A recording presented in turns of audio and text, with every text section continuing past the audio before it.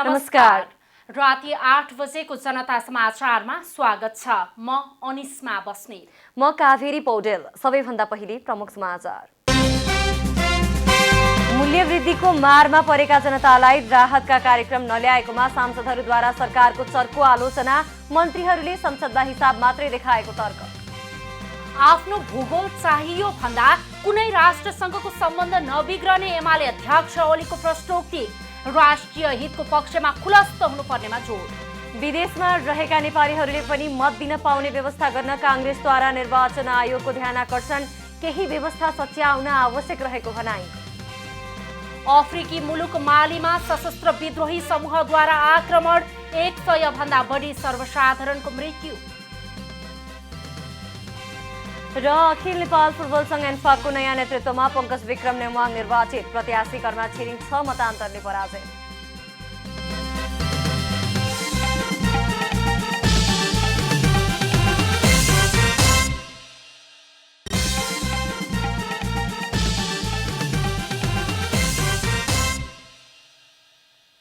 अब पूरा समाचार। मूल्य वृद्धिको मारमा परेका जनतालाई सरकारले राहतका कार्यक्रम नल्याएकोमा सांसदहरूले सरकारको चर्को आलोचना गरेका छन्। मन्त्रीले संसदमा उभिएर जनतालाई राहत दिने कार्यक्रम भन्दा गणितीय हिसाब मात्रै प्रस्तुत गरेको भन्दै सांसदहरूले दुखेसो व्यक्त गरेका हुन्। संघीय संसदमा अधिकांश सांसदले इन्धन लगायतमा भएको अत्याधिक मूल्य वृद्धिका विषयमा बोल्दै सरकारले किन एउटै बजारमा मात्र निर्भरता राखेको, अन्य बजार किन नखोजेको भन्ने प्रश्न उठाएका छन्। चीन विश्वको सबैभन्दा धेरै इन्धन आपूर्ति गर्ने मुलुक हो, तर आज उसले साउदी अरबमा पहिले जति गर्थ्यो त्योभन्दा ज्यादा आपूर्ति रसियाबाट गरिरहेको छ र सस्तो मूल्यमा गरिरहेको छ। कुनै ठाउँमा त्यसबाट फाइदा भइरहेको छ। हामीले त्यो सस्तो बजार खोज्न किन नजाने? किन हामी एकाधिकार बजारमा गएका छौँ र सस्तो बजार किन खोजिरहेका छैन? भारतले रसियाबाट सस्तोमा क्रुड अइल ल्याइरहेको छ भने त्यो क्रुड अइलबाट प्रोसेस गरेर हामीलाई दिँदाखेरि पनि हामीलाई पनि किन सस्तो रेटमा आउन सकेन? त्यस्तै गरिकन हामीले अफसोरबाट जब अइल चाहिँ मार्केटमा छ भनेदेखि किन लिन सकेनौँ, त्यो एउटा कुरा छ। मन्त्रीले संसदमा राहतको योजना भन्दा व्यावसायिक हिसाब देखाएको भन्दै सांसद विमला विश्वकर्माले आलोचना गर्नुभएको छ। रोस्टमतिर हेर्दा मन्त्रीजी बोले जस्तो लाग्थ्यो, तल घुम्नु पर्दा आइल नियमको जीएम बोले जस्तो लाग्यो मन्त्रीजीको कुरा सुन्दा। मन्त्रीजीले पेट्रोलियम पदार्थको मूल्य वृद्धि र जनता यसबाट आतंकित छन् र सरकारले यो मूल्य वृद्धि घटाउनलाई के गर्दैछ भन्ने कुरा केही पनि भन्नु भएन।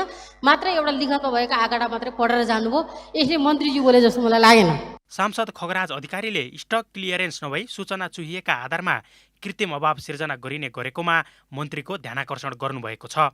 सांसद कृष्णभक्त पोखरेलले निजी क्षेत्रले इन्धनलाई भण्डारण गरेर केही दिनपछि बेच्दा फाइदा गरे जस्तै सरकारले समेत त्यस्तो विकल्पका बारेमा सोच्न सके फाइदाजनक हुने सुझाव दिनुभएको छ। सामान्यतया अहिलेको अवस्थामा पेट्रोलियम पदार्थको मूल्य घट्ने अवस्था छैन। जब बढ्दो अवस्थामा छ भने स्टकको चाहिँ सुनिश्चितता गरेर त्यसको लाभ चाहिँ राज्यले लिने गरी अहिले जो व्यक्तिले लिइरहेछ 1 महिनामै त्यसको लाभ चाहिँ धन्दै 50-60 करोड हुन्छ भने त्यसको लाभ चाहिँ राज्यले लिने गरी नीतिमा परिवर्तन गर्न सकिँदैन र? संसदमा उठेका प्रश्नको जवाफ दिँदै मन्त्री दिलेन्द्र बडुले निगमले घाटा खाँदै खुद्रा मूल्यमा करिब 10 रुपैयाँको छुट दिएको स्मरण गराउँदै सरकारी कार्यालयमा इन्धन खपतलाई 20% सम्मले कम गर्ने निर्णय गरेको बताउनु भएको छ। खुद्रा बिक्री मूल्यमा प्रति लिटर रु 10ले घटाइसकेको छ, जुन हाल पनि कायम छ। सरकारी निकायले कम्तीमा पनि 20% पेट्रोलियम पदार्थ खपत कम गर्ने व्यवस्था मिलाउन नीतिगत निर्णय भइसकेको अवस्था छ। एलपी ग्यासको घराइसी एवं व्यावसायिक प्रयोगका लागि अलग अलग मूल्य कायम गर्न समितिका सदस्य संयोजकत्वमा सरकारवालाको प्रतिनिधित्व समेत हुने गरी उपसमिति गठन गरिएको छ र छिटै यो व्यवस्था व्यवहारमा ल्याइनेछ। त्यस्तै सांसद सञ्जय कुमार गौतमले खानेतेलको मूल्य बढ्दा राहत दिन नसकेको सरकारले पाम आयलमा भने कर घटाउनु लाजमर्दो भएको बताउनु भएको छ। पाम आयल व्यावसायिक प्रयोजनका लागि अत्याधिक रूपमा प्रयोग हुँदै आएको छ। कस्तो दुर्भाग्यपूर्ण परिस्थिति छ भने खाने तेलमा मूल्य आकाशिएको छ सामान्य सभामुख महोदय, पाम आयलमा मूल्य घटेको छ, ट्याक्स घटेको छ। यो त साह्रै भएन नि सभामुख महोदय। शिक्षामा निरन्तरताका योजना काटिएपछि आवासीय रूपमा बसेका विद्यार्थीलाई दिएका सुविधा पुर्याउन समेत बजेट कम भएको भन्दै सांसद धर्मशिला चापागाईले आक्रोश व्यक्त गर्नुभएको छ। द्वन्द्व पीडित परिवार शिक्षा कार्यक्रम अन्तर्गत 5 वटा सियो छन्। त्यहाँ दिएको बजेट हेर्दा त ती बच्चालाई कसरी लगेर खुवाउने होला? यो राज्यको दायित्व हो कि होइन? शिक्षा मन्त्रालय अन्तर्गत धेरैचोटि शिक्षा मन्त्रीलाई, शिक्षा मन्त्रालयको प्रशासनलाई, अर्थमन्त्रीलाई, योजना आयोगलाई गएर भन्दा पनि आज जुन बजेट विनियोजन भएको छ त्यो बजेट एकचोटि हेरिदिनका लागि आग्रह गर्छु, वस्तुस्थिति बुझ्नका लागि आग्रह गर्छु। प्रतिनिधि सभाको मङ्गलबारको बैठकले बिउ बिजन सम्बन्धी विधेयक 2076मा राष्ट्रिय सभाबाट भएको संशोधनलाई स्वीकृत गरेको छ। विकास पौडेलको रिपोर्ट। उद्योग वाणिज्य तथा आपूर्ति मन्त्री दिलेन्द्र प्रसाद बढुले पेट्रोलियम पदार्थको आपूर्ति व्यवस्था सहज बनाइराख्न बाध्यात्मक रूपमा मूल्य वृद्धि गर्नु परेको बताउनु भएको छ। मङ्गलबार प्रतिनिधि सभाको बैठकमा सार्वजनिक महत्त्वको विषयमा बोल्दै मन्त्री बढुले अन्तर्राष्ट्रिय बजारमा पेट्रोलियम पदार्थको मूल्य निरन्तर बढिरहेको र सोही अनुरूप मूल्य समायोजन गर्नुपर्ने बाध्यता रहेको बताउनु भएको हो। उहाँले नेपाल आयल निगमलाई जेठ मसान्तसम्म मात्रै 50 अर्ब रुपैयाँ घाटा भएको बताउनु भयो। त्यस्तै इन्डियन आयल कर्पोरेसनलाई 22 अर्ब बक्यौता रहेको उल्लेख गर्दै कर्पोरेसनलाई तिर्नुपर्ने रकम बढ्दै जाने हुँदा आपूर्ति व्यवस्थालाई सहज बनाउनका लागि मूल्य समायोजन गर्नु परेको स्पष्ट पार्नुभयो। रुस युक्रेन युद्धका कारण विश्वव्यापी रूपमा ऊर्जाको सङ्कट निम्तिएको र पेट्रोलियम पदार्थको मूल्य बढेर आइरहेको मन्त्री बढुको भनाइ छ। मूल्य निर्धारण गर्न अधिकार सम्पन्न निगमको सञ्चालक समितिको मिति 2079 अषाढ 5 गतेको बैठकबाट 2079 अषाढ 6 गतेदेखि लागू राखी मूल्य समायोजन नगर्दा निगमलाई ज्येष्ठ मसान्तसम्म करिब रु 50 अर्ब घाटा हुन गएको र इन्डियन आयल कर्पोरेसनलाई हाल 22 अर्ब बक्यौता रहेको व्यवहार समेत म सदन समक्ष जानकारी गराउन चाहन्छु। मन्त्री बढुले सरकारले एलपी ग्यासको खपत न्यूनीकरण गर्ने र विद्युतको खपत बढाउन विद्युत महसुलमा सहुलियत दिई राहत प्रदान गर्ने, विद्युतीय चुलो लगायत विद्युतीय सामग्री प्रयोग बढाउनका लागि करमा छुट प्रदान गर्ने नीति लिएको पनि स्पष्ट पार्नुभयो। प्रमुख प्रतिपक्षी दल नेकपा एमालेका अध्यक्ष एवं पूर्व प्रधानमन्त्री केपी शर्मा ओलीले कुनै देशले आफ्नो भूभाग चाहियो भन्नु अर्घेल्याई नभएको स्पष्ट पार्नु भएको छ। अध्यक्ष ओलीले लिपुलेक, लिम्पियाधुरा र कालापानी सुगौली सन्धिपछि नेपालले भोग चलन गर्दै आएको भूभाग भएको उल्लेख गर्दै त्यो चाहियो भन्नु अर्घेल्याई नभएको प्रस्ट्याउनु भएको हो। मङ्गलबार पूर्व राजदूतहरूको समूहले काठमाडौँमा आयोजना गरेको एक अन्तर्क्रिया कार्यक्रममा उहाँले छिमेक सम्बन्धलाई सुदृढ बनाउनकै लागि आफूले भौगोलिक अखण्डताको सवालमा प्रधानमन्त्री हुँदा भारतसँग उच्च स्तरीय वार्ता गरेको र राजनीतिक खटपट नभएको भए हालसम्म लिपुलेक, लिम्पियाधुरा र कालापानी नेपालको भूगोल भइसक्ने जस्तो आफूलाई लाग्ने गरेको पनि बताउनुभयो। अध्यक्ष ओलीले राष्ट्रिय हितको पक्षमा खुलस्त भएर कुराकानी गर्दा मात्रै देशहरूको बीचको सम्बन्ध अझ सुदृढ हुने कुरा आफूले उच्च स्तरीय वार्ताको क्रममा पटक पटक राखेको पनि स्मरण गराउनु भयो। हामीले यस्ता कुराहरूमा चाहिँ अब समय भएको छ, सच्याउनुपर्छ र खुलस्त वार्ता गर्नुपर्छ। नेपालको राजनीतिक खचफच नभएको भए लिम्पियाधुरा, लिपुलेक, कालापानी वा अन्य सीमा सन्दर्भहरू चाहिँ अहिलेसम्ममा समाप्त भइसकेका हुन्थे भन्ने मलाई लाग्छ। अध्यक्ष ओलीले हामीले आफ्नो भूगोल चाहियो भन्नु कुनै राष्ट्रसँगको सम्बन्ध बिगार्नु नरहेको पनि पटक पटक दोहोर्याउनु भयो। नेकपा एमालेका सचिव योगेश कुमार भट्टराईले सरकार समयमा नै विद्यालयमा पाठ्यपुस्तक पुर्याउने विषयमा अझै गम्भीर नभएको बताउनु भएको छ। मङ्गलबार प्रतिनिधि सभा अन्तर्गतको शिक्षा तथा स्वास्थ्य समितिको बैठकमा बोल्दै सचिव भट्टराईले विद्यालयहरूमा विद्यार्थीहरूलाई पाठ्यपुस्तक पुर्याउने विषयमा सरकारले सामान्य प्राविधिक विषय देखाएर पन्छिन खोजेको आरोप लगाउनुभयो। भट्टराईले सरकारले प्राविधिक समस्या भन्दा पनि जनक शिक्षा सामग्री केन्द्रको प्रशासनिक व्यवस्थापकीय सुधार र क्षमता अभिवृद्धिको कुरालाई व्यावसायिक स्किम ल्याएर तपाईँले अग्रिम भुक्तानी पठाउनु भएको छ तल, तर यो 75% को किताब आजसम्म किनिया छैन। असार मसान्तपछि त यो पैसा खर्च गर्न पाइँदैन। कुनै हाम्रो गठबन्धनमा सामेल भएका कुनै ठुला नेताको अत्यन्तै नजिकका मान्छेको प्रेसमा पुस्तक छापिराखेको छ। यता यो भैँसे पार्टीतिर कुनै एउटा प्रेसको म नाम लिन्न अहिले होइन, त्यो पुस्तक त्यो प्रेसमा कसरी छापिँदैछ? तपाईँले अफिसियली त दिनुभएको छैन, अफिसियली दिँदा त टेन्डर गरेर दिनु पर्यो। एमाले सचिव भट्टराईले पुस्तक छाप्न निजी क्षेत्रलाई नदिने भनिए पनि अहिले सत्ता गठबन्धनका ठूला नेताको नजिकको मान्छेको प्रेसमा किताब छपाई भइरहेको बताउनुभयो। त्यस्तै नेकपा एकीकृत समाजवादीका नेता जीवनराम श्रेष्ठले विद्यालयहरूमा पाठ्य पुस्तक समयमा नै पुर्याउन नसक्ने गैर जिम्मेवार र असक्षमता भएको बताउनुभयो। उहाँले ज्ञान आर्जन गर्ने पाठ्य पुस्तक नै विद्यालयहरूमा समयमा दिन नसक्नु सरकारको असक्षमता देखाएको यो ऐनको अभावको कारणले स्थानीय तहले विद्यालयहरूलाई व्यवस्थित गर्ने कुराहरू गर्न सकेका छैनन्। अब भन्दै तपाईँको एउटा कार्यकाल त स्थानीय तहका नेतृत्वले पुरा गर्दै गइसकेका छ। अब अर्को चाहिँ नि नेतृत्वहरू भर्खरै निर्वाचित भएको छ। अब उहाँहरूको समस्या पनि यही नै छ कि ऐन बिना उहाँहरूले चाहिँ नि व्यवस्थापन गर्ने कुराहरू चाहिँ नि त्यति सम्भव पनि हुँदैन, त्यति चाहिँ नि व्यवस्थित पनि हुँदैन। उहाँले स्थानीय तहलाई माध्यमिक तहसम्मको विद्यालयको जिम्मेवारी दिए पनि शिक्षा ऐन नभएको कारण शिक्षामा गुणस्तर कम हुँदै गएको बताउनुभयो। शिक्षा विज्ञान तथा प्रविधि मन्त्री देवेन्द्र पौडेलले बजारमा कागज अभाव र स्थानीय निर्वाचनका कारण समयमा विद्यालयहरूमा पाठ्य पुस्तक पुर्याउन नसकिएको बताउनु भएको छ। मंगलबार प्रतिनिधि सभा अन्तर्गतको शिक्षा तथा स्वास्थ्य समितिको बैठकमा शिक्षा मन्त्री पौडेलले बजारमा करिब 15 दिन कागज अभाव, स्थानीय निर्वाचनमा जनक शिक्षाका कर्मचारी खटाउनु र त्यही समयमै स्थानीय निर्वाचन मतपत्र छपाई भएकाले पुस्तक छपाईमा ढिला भएको जिकिर गर्नुभयो। मन्त्री पौडेलले सरकारले पुस्तक व्यवसायीहरू र सरकारी डाटा समेत हेरेर पुस्तक विवरण गरिरहेको बताउनुभयो। स्थानीय चुनाव घोषणा गरेर स्थानीय चुनाव जनशिक्षा कर्मचारी खटाएर पनि चाहन्छु हो। त्यही समयमा स्थानीय निर्वाचनको मतपत्र छापेको जनशक्ति साँचो हो।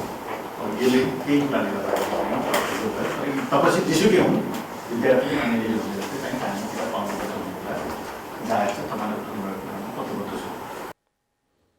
त्यस्तै शिक्षा सचिव यादव प्रसाद कोइरालाले पाठ्य पुस्तक छपाई प्रक्रियामा नै समस्या रहेको बताउनुभयो। उहाँले पाठ्य पुस्तक छाप्नका लागि भदौ महिनामा नै ऋण लिनुपर्ने र छपाईको काम गर्दा ब्याज बढेर दोब्बर हुने भएकाले पुस्तक छपाईको काम ढिलो भइरहेको दावी गर्नुभयो। जसरी पाठ्य पुस्तक छपाई गर्नको लागि अहिले भदौमा सुरु गर्यो भनेदेखि नि उसले ऋण लिनुपर्छ बैंकबाट। पाठ्य पुस्तक बिक्री कहिले हुन्छ? असारमा गएर बिक्री हुन्छ अथवा चाहिँ वैशाख जेठमा गएर बिक्री हुन्छ। भनेपछि 7 महिनाको बढी उसको कति हुन्छ भनेदेखि उसले 50 करोड ऋण लियो भनेदेखि 50 करोड अर्को थप्नुपर्छ, 1 अरब त उसले दिनुपर्ने हुन्छ नि। त्यो कारणले गर्दा पनि उसले जहिले पनि पाठ्य पुस्तक छपाई गर्दा आउँदै मङ्सिरदेखि सुरु गर्दा। सचिव कोइरालाले सरकारले तत्काल पाठ्य पुस्तक खरिदमा सार्वजनिक खरिद प्रक्रिया छोटो बनाउनु पर्ने आवश्यकता रहेको बताउनुभयो। सरकारले संयुक्त राज्य अमेरिकाको स्टेट पार्टनरशिप प्रोग्राम एसपीपी अघि नबढाउने निर्णय गरेको छ। असार 6 गते बसेको मन्त्री परिषद बैठकले संयुक्त राज्य अमेरिकाको स्टेट पार्टनरशिप प्रोग्राम अघि नबढाउने निर्णय गरेको हो। मंगलबार मन्त्री परिषदको निर्णय सुनाउँदै सरकारका प्रवक्ता एवं संचार तथा सूचना प्रविधि मन्त्री ज्ञानेन्द्र बहादुर कार्कीले सबै सरकारी निकायहरूले कूटनैतिक सम्बन्धका विषयहरूमा पत्राचार गर्दा अनिवार्य रूपमा परराष्ट्र मन्त्रालय मार्फत गर्ने निर्णय भएको पनि बताउनुभयो। संयुक्त राज्य अमेरिकाको स्टेट पार्टनरशिप प्रोग्राम एसपीपी अघि नबढाउने, सबै सरकारी निकायहरूले कूटनैतिक सम्बन्धका विषयहरूमा पत्राचार गर्दा अनिवार्य रूपमा परराष्ट्र मन्त्रालय मार्फत गर्ने। त्यस्तै सरकारले नेपालको शिक्षा क्षेत्रको विकास तथा विश्वसामु नेपाललाई चिनाउन निर्णायक योगदानको कदर स्वरूप जय पृथ्वी बहादुर सिंहलाई नेपालको राष्ट्रिय विभूति घोषणा गर्ने निर्णय गरेको छ। नेपाल वायु सेवा निगमका कार्यकारी अध्यक्ष श्री युवराज अधिकारीलाई नेपाल वायु सेवा निगम ऐन 2019 को दफा 20 बमोजिम निलम्बन गरी निज उप जाँचबुझको कार्य अघि बढाउने निर्णय पनि मन्त्री परिषदले गरेको छ। प्रमुख प्रतिपक्षी दल नेकपा एमालेका नेता भीम रावलले अमेरिकी स्टेट पार्टनरशिप प्रोग्राम एसपीपी अघि बढाउने कार्यमा संलग्नहरूको नामावली संसदलाई जानकारी गराउन प्रधानमन्त्री शेरबहादुर देउवासँग माग गर्नुभएको छ। सत्तापक्षका सांसदहरूले आफ्ना पार्टीका अध्यक्ष केपी ओलीलाई पनि सो घटनामा मुछेको उल्लेख गर्दै नेता रावलले तत्कालीन प्रधान सेनापति राजेन्द्र छेत्रीलाई अमेरिकी राजदूतलाई पत्र पठाउन निर्देशन दिने, तत्कालीन प्रधानमन्त्री सुशील कोइराला सो प्रक्रियालाई अघि बढाउन निर्देशन दिने, तत्कालीन प्रधानमन्त्री पुष्पकमल दाहाल कस्तै राष्ट्रघात गरेका हुन् त्यसबारे संसदलाई जानकारी गराउन प्रधानमन्त्री देउवासँग माग गर्नुभएको हो। त्यस अवसरमा उहाँले सो प्रोग्रामबारे संसद र संसदीय समितिलाई यथार्थ जानकारी यसअघि नदिएर प्रधानमन्त्री देउवाले संवैधानिक व्यवस्थाको ठाडो उल्लङ्घन गरेको आरोप समेत लगाउनुभयो। प्रधानमन्त्रीजीले ती सम्पूर्ण कागजपत्र सहित यो सदनलाई देखाउने गरी साँच्चीकै कसले पत्र लेखेर, दुईजना प्रधानमन्त्रीजीले जहिलेको मैले नाम लिए उहाँहरूले त्यो पत्र लेख्नु भएको हो कि होइन, र तत्कालीन प्रधान सेनापतिलाई त्यति बेला आदेश दिने व्यक्ति सुशील कोइरालाजी हुनुहुन्थ्यो कि, र अहिले सरकारका कतिपय व्यक्तिहरूले भने जस्तो तत्कालीन प्रधानमन्त्री नेकपा एमालेका अध्यक्ष केपी शर्मा ओलीजी हुनुहुन्थ्यो। यहाँबाट प्रधानमन्त्रीजी आएर तथ्यसहित यो सदनलाई जानकारी गराउनुहोस्। मन्त्री परिषद बैठकबाट सो प्रोग्राम अघि नबढाउने निर्णय गरेकोमा भने नेता रावलले सरकारलाई धन्यवाद दिनुभयो। खास गरी आफ्नो पार्टी एमाले दबाब दिएपछि सरकार सो प्रोग्राम अघि नबढाउन बाध्य भएको उहाँको जिकिर थियो। जनता समाचारमा अब छोटो विश्राम।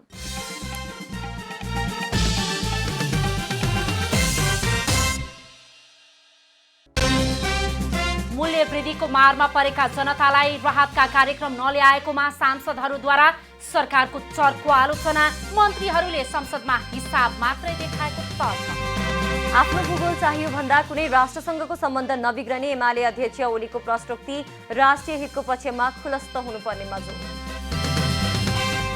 विदेशमा रहेका नेपालीहरूले पनि मत दिन पाउने व्यवस्था गर्न कांग्रेसद्वारा निर्वाचन आयोगको ध्यानाकर्षण, केही व्यवस्था सच्याउन आवश्यक रहेको भनाइ। अफ्रिकी मुलुक मालीमा सशस्त्र विद्रोही समूहद्वारा आक्रमण, 100 भन्दा बढी सर्वसाधारणको मृत्यु। र अखिल नेपाल फुटबल संघ एन्फाको नयाँ नेतृत्वमा पंकज विक्रम नेवाङ निर्वाचित, प्रत्याशी कर्मा छिरिङ 6 मतान्तरले पराजित।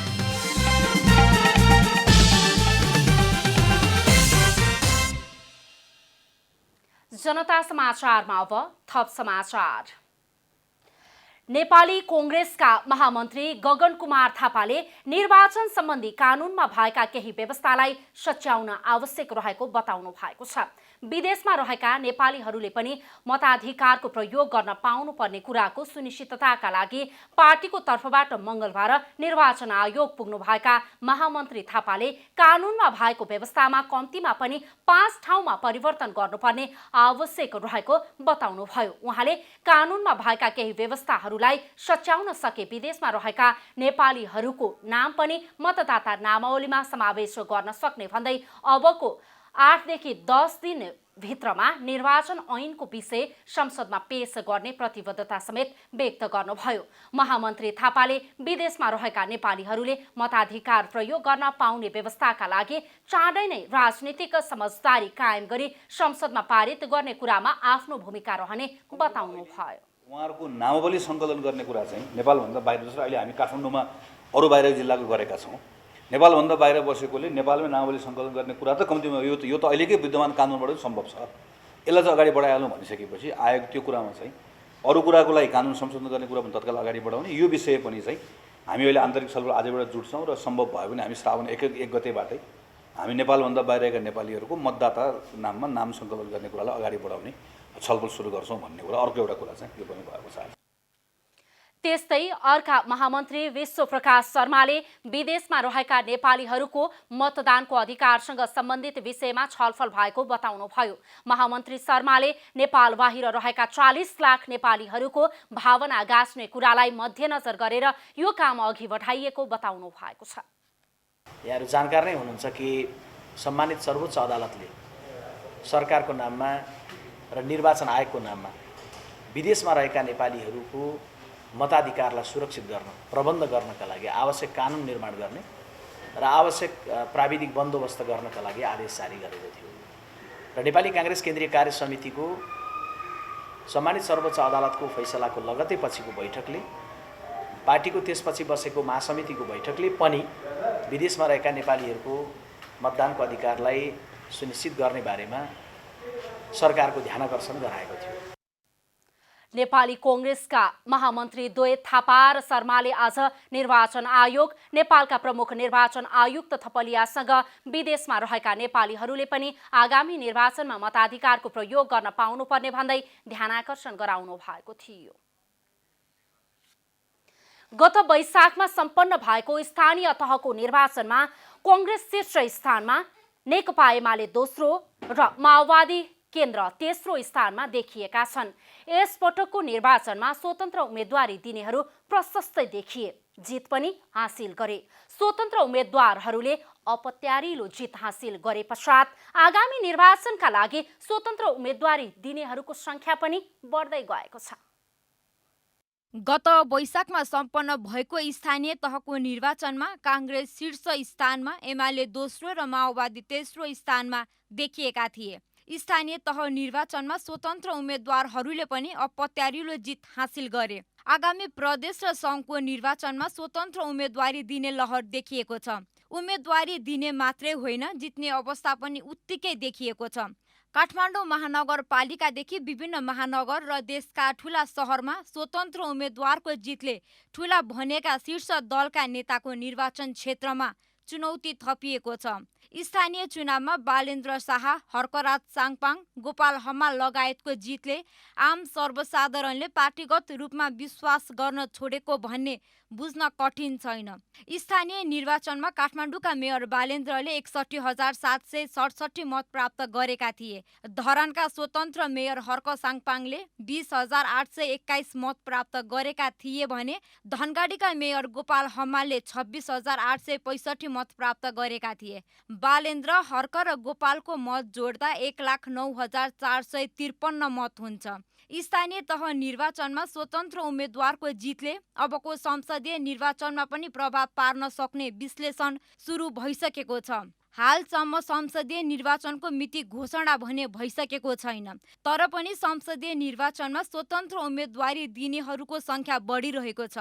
पत्रकारिता क्षेत्रबाट विश्राम लिँदै कार्यक्रम प्रस्तोता रवि लामिछानेले गत बिहीबार आगामी निर्वाचनमा स्वतन्त्र उम्मेदवारी दिने घोषणा गरेका थिए। लामिछानेले मंगलबार राष्ट्रिय सभागृहबाट राष्ट्रिय स्वतन्त्र पार्टीको रूपमा नयाँ पार्टीको घोषणा गरेका छन्। त्यस्तै विवेकशीलका पूर्व नेता पुकार बम, विवेकशीलकै पूर्व नेत्री रन्जु दर्शना, पूर्व प्रधानमन्त्री डाक्टर बाबुराम भट्टराईकी पुत्री मानुषी भट्टराई, पूर्व डिआइजी रमेश खरेल, सुमन सायमी, मुकुन्द घिमिरे लगायतले काठमाडौँमा स्वतन्त्र उम्मेदवारी दिने घोषणा गरिसकेका छन्। रन्जु दर्शनाले काठमाडौँ 5बाट उम्मेदवारी दिने घोषणा गरेकी छिन्। पुकार बम र रमेश खरेलले काठमाडौँ क्षेत्र नम्बर 1बाट निर्वाचन लड्ने भएका छन्। यसअघि गगन थापाले जितेको काठमाडौँ 4बाट राधा पोखरेलले स्वतन्त्र उम्मेदवारी घोषणा गरेकी छिन्। पूर्व डिआइजी रमेश खरेलले आफ्नो नेतृत्वमा निर्वाचन आयोगमा नेपाल सुशासन पार्टी दर्ता गरेका छन्।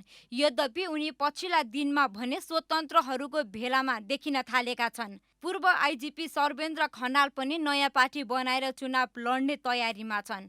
स्वतन्त्र उम्मेदवारी दिएकाहरूले प्राप्त गरेको मतलाई एकै ठाउँमा जोड्ने हो भने आगामी चुनावमा अर्को राजनीतिक शक्ति उदाउने सम्भावना देखिएको छ। स्थानीय चुनावमा स्वतन्त्र उम्मेदवारहरूले पाएको मतलाई समानुपातिक मतमा बदल्ने हो भने केही सिट सांसदहरू प्रतिनिधि सभा र प्रदेश सभामा पुग्न सक्छन् भन्ने पछिल्लो मत परिणामले देखाएको छ।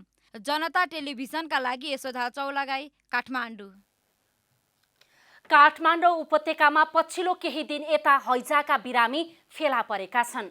उपत्यकामा हैजाका बिरामी फेला पर्नु राम्रो संकेत नभएको भन्दै चिकित्सकहरूले सतर्कता अपनाउन आग्रह गरेका छन्।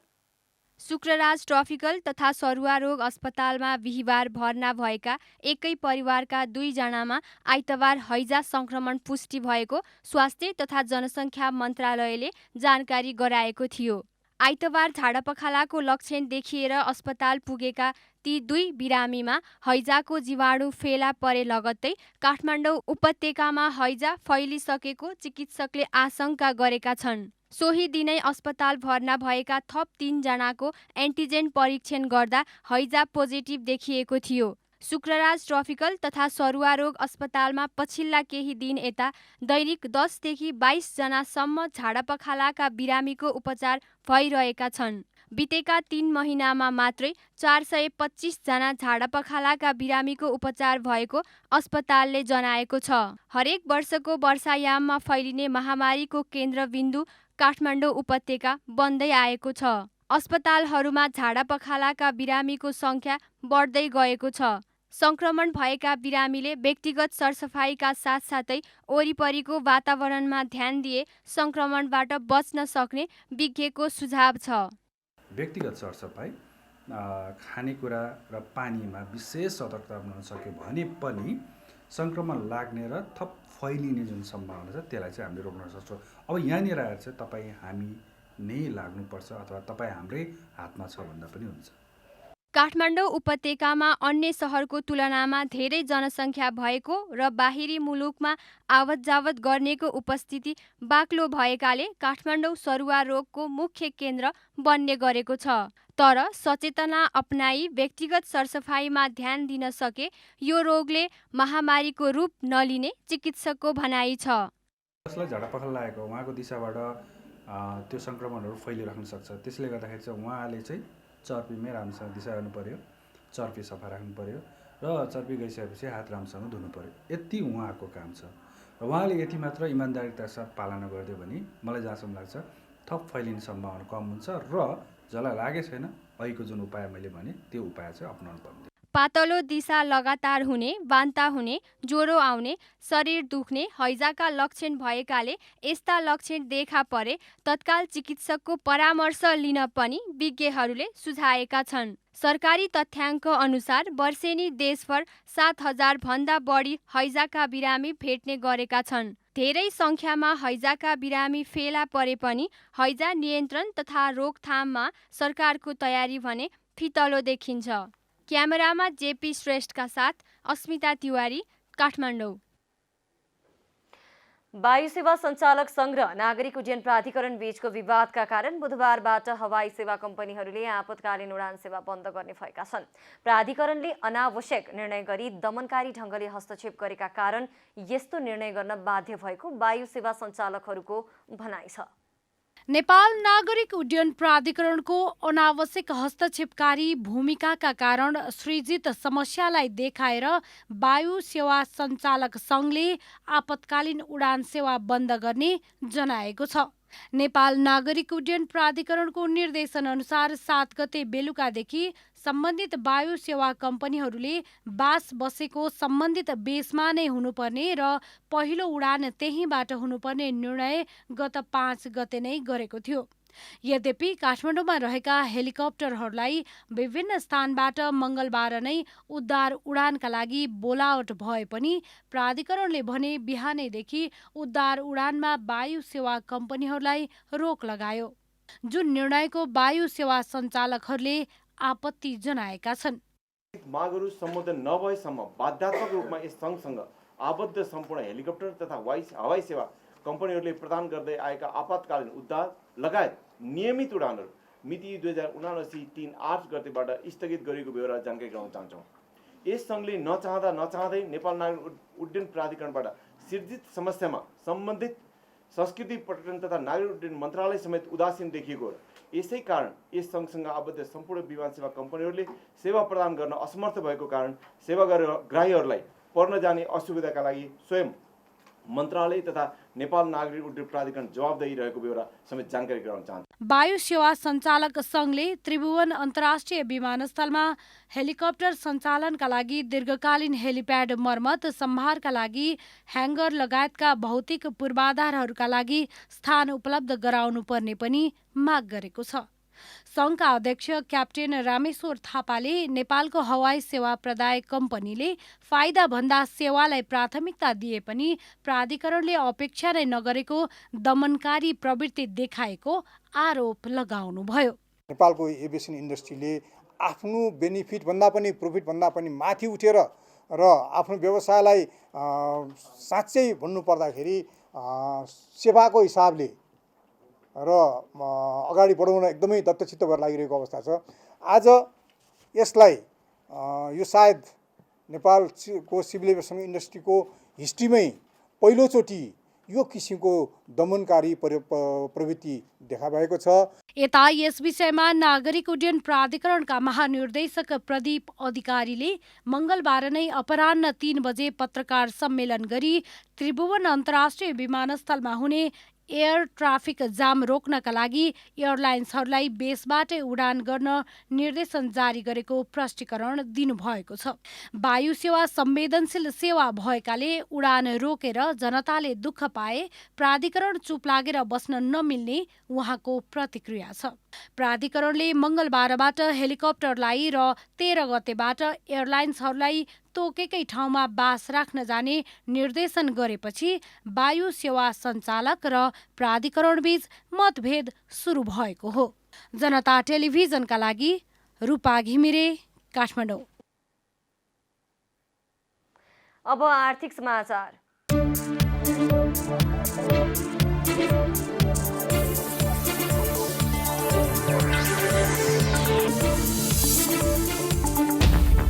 नेपाल आयल निगमका कार्यकारी निर्देशक उमेश कुमार थानीले 40 करोड रुपैयाँ भ्रष्टाचार गरेको भन्दै अख्तियार दुरुपयोग अनुसन्धान आयोगमा उजुरी दर्ता भएको छ। पेट्रोलियम पदार्थको पटक पटक मूल्य वृद्धि गर्दा स्टक क्लियरेन्स नगरी मूल्य बढाएर 40 करोड रुपैयाँ भ्रष्टाचार गरेको सोमबार अख्तियारमा परेको उजुरीमा उल्लेख छ। उजुरीकर्ता दामोदर रेग्मीले पेट्रोल पम्पहरूलाई प्रशस्त इन्धन उपलब्ध गराएर इन्धनमा चर्को मूल्य वृद्धि गर्दा त्यसको ठूलो लाभ पेट्रोल पम्पका सञ्चालकहरूलाई हुने भन्दै निगमका कार्यकारी निर्देशकको मिलेमतो रहेको ठहर गरेका छन्। संसदमा सांसदहरूले पनि स्टक क्लियरेन्स नगरी मूल्य वृद्धि गर्ने काम भएको भन्दै यसमा आयल निगमका अधिकारीदेखि मन्त्रीहरूसम्मको मिलेमतो भएको आरोप लगाएका थिए। पछिल्लो समय 3 हप्ता लगातार रूपमा गिरावट हुँदै आएको नेप्से परिसूचक मंगलबार भने वृद्धि भएको छ। मंगलबार नेप्से परिसूचक 39.93 अङ्कले बढेर 1924.74 बिन्दुमा पुगेको छ। मंगलबार कारोबारमा आएका 231 कम्पनीको 37,65,000 किता सेयर 1 अर्ब 25 करोड 37 लाख बराबरको खरिद बिक्री भएको छ। नेप्से परिसूचक वृद्धि भए पनि मंगलबार कारोबार रकम भने अघिल्लो कारोबार दिनको तुलनामा केही घटेको छ। मंगलबार नेप्सेका 13वटै उपसमूहको परिसूचक बढेको छ, जसमध्ये विकास बैंक उपसमूहको परिसूचक सर्वाधिक 3.89% बढेको छ। त्यस्तै वित्त उपसमूहको परिसूचक 3% भन्दा बढी बढेको छ भने होटल तथा पर्यटन, जलविद्युत, लगानी, जीवन बीमा, लघुवित्त र व्यापार उपसमूहको परिसूचक 2% भन्दा बढीले बढेको छ।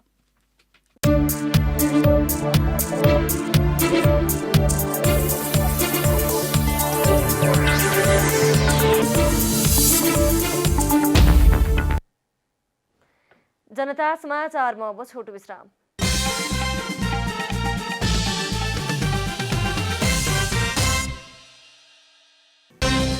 मूल्य वृद्धिको मारमा परेका जनतालाई राहतका कार्यक्रम नल्याएकोमा सांसदहरूद्वारा सरकारको चर्को आलोचना, मन्त्रीहरूले संसदमा हिसाब मात्रै देखाएको छ। आफ्नो भूगोल चाहियो भन्दा कुनै राष्ट्रसँगको सम्बन्ध नबिग्रने एमाले अध्यक्ष ओलीको प्रश्नोक्ति, राष्ट्रिय हितको पक्षमा खुलस्त हुनुपर्नेमा जोड। विदेशमा रहेका नेपालीहरूले पनि मत दिन पाउने व्यवस्था गर्न कांग्रेसद्वारा निर्वाचन आयोगको ध्यानाकर्षण, केही व्यवस्था सच्याउन आवश्यक रहेको भनाइ। अफ्रिकी मुलुक मालीमा सशस्त्र विद्रोही समूहद्वारा आक्रमण, 100 भन्दा बढी सर्वसाधारणको मृत्यु। र अखिल नेपाल फुटबल संघ एन्फाको नयाँ नेतृत्वमा पंकज विक्रम नेमुवाङ निर्वाचित, प्रत्याशी कर्मा छिरिङ 6 मतान्तरले पराजित।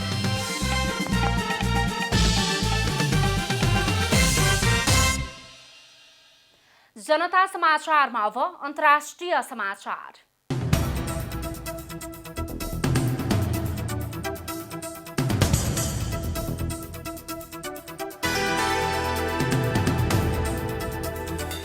अफ्रिकी मुलुक मालीमा सशस्त्र विद्रोही समूहले गरेका आक्रमणमा परि 100 भन्दा बढी सर्वसाधारणको मृत्यु भएको छ।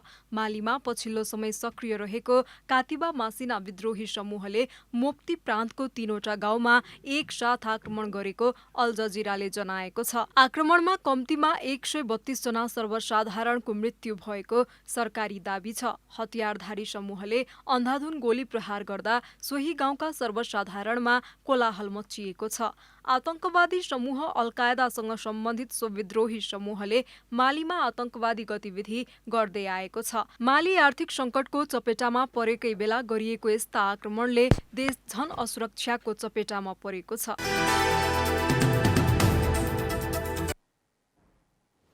अब खेलकुद समाचार।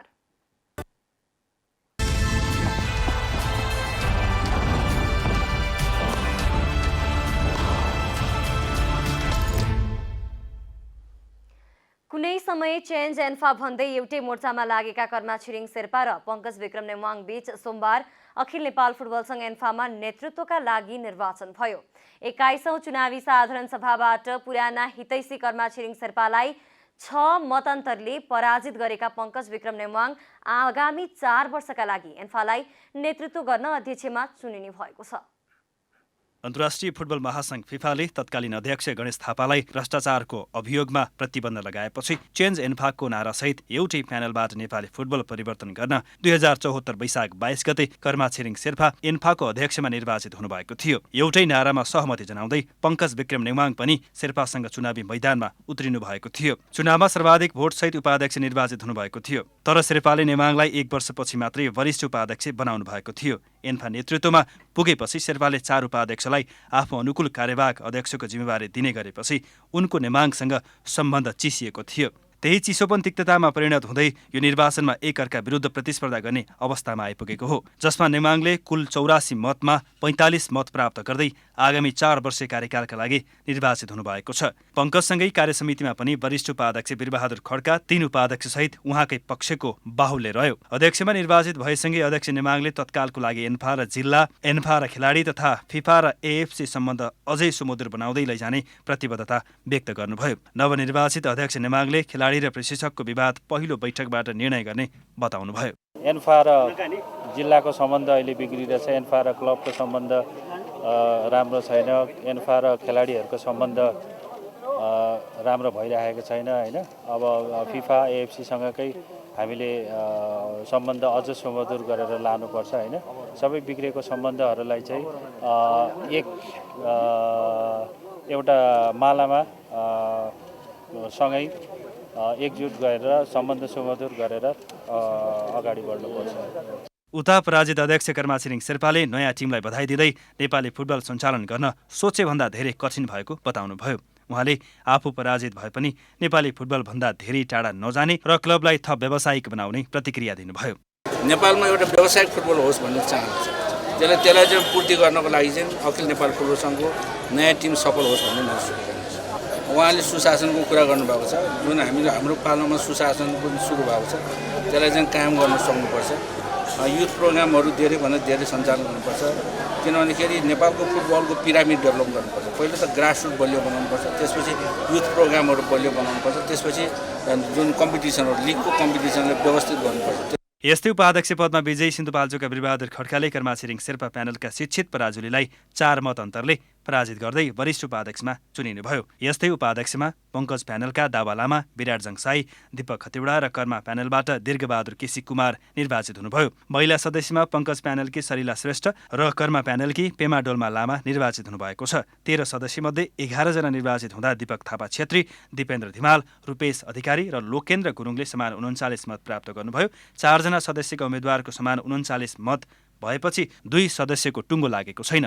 एन्फाको विधानअनुसार आजै पुनर्निर्वाचन गर्न सम्भव नहुने भएपछि बाँकी 2 सदस्यको विशेष साधारण सभा आह्वान गरेर टुङ्गो लगाउनुपर्ने भएको छ। निर्वाचनबाट खुला केन्द्रीय सदस्यमा निर्वाचित अनिल मल्ल, रविन्द्र चन्द, विकास नारायण श्रेष्ठ, भोजराज शाही, महेन्द्र छेत्री, पुरुषोत्तम थापा र सरिला श्रेष्ठ नेवाङ प्यानलका हुन्। सर्वाधिक मत ल्याएका मनिष जोशी, रमेश बेन्जनकार, मणिराज विष्ट, टिका लामा, भरतबुढा छेत्री र पेमा डोल्मा शेर्पा प्यानलका हुन्। कार्यसमितिको पहिलो बैठकले सङ्घको महासचिव र कोषाध्यक्ष मनोनयन गर्नेछ। अन्त्यमा आजको डायरी। मूल्य वृद्धिको मारमा परेका जनतालाई सरकारले राहतका कार्यक्रम नल्याएकोमा सांसदहरूले सरकारको चर्को आलोचना गरेका छन्। मन्त्रीले संसदमा उभिएर जनतालाई राहत दिने कार्यक्रम भन्दा गणितीय हिसाब मात्रै प्रस्तुत गरेको भन्दै सांसदहरूले दुखेसो व्यक्त गरेका हुन्।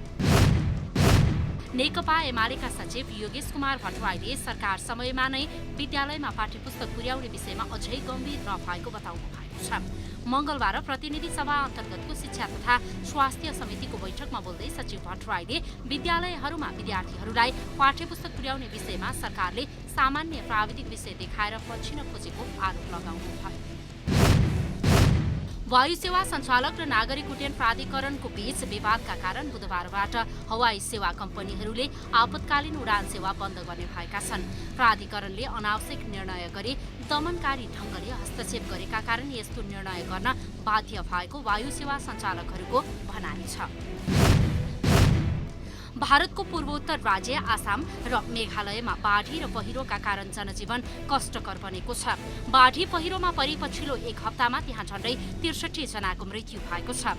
आसामका कैयौं ठाउँमा बाढीमा फँसेका हजारौं व्यक्तिलाई बचाउन सेना परिचालन गरिएको छ। यो वर्ष आसाममा आएको यो दोस्रो बाढी हो।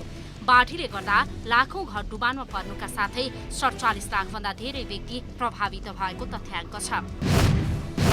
कुनै समय चेन्ज एन्फा भन्दै एउटै मोर्चामा लागेका कर्मा छिरिङ शेर्पा र पंकज विक्रम नेवाङ बीच सोमबार अखिल नेपाल फुटबल संघ एन्फामा नेतृत्वका लागि निर्वाचन भयो। 21औं चुनावी साधारण सभाबाट पुराना हितैषी कर्मा छिरिङ शेर्पालाई 6 मत अन्तरले पराजित गरेका पंकज विक्रम नेवाङ आगामी 4 वर्षका लागि एन्फालाई नेतृत्व गर्न अध्यक्षमा चुनिएका छन्।